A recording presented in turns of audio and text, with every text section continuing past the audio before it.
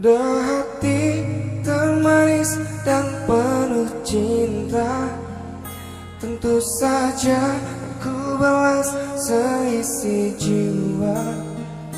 Tiada lagi yang ganggu kita.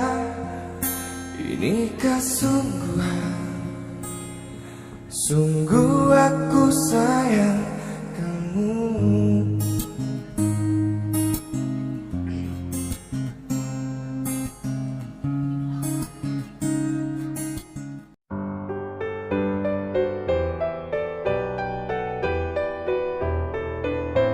Dik,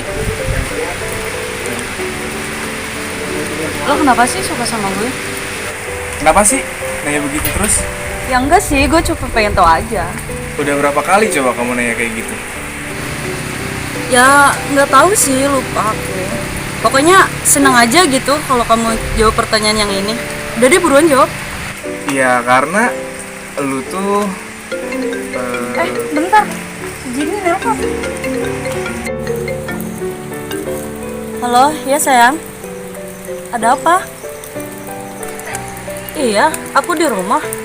Kenapa? Seperti yang kalian lihat, aku adalah pilihan nomor 2 di hatinya Anggi. Pasti kalian mikir, aku bego dan Anggi jahat.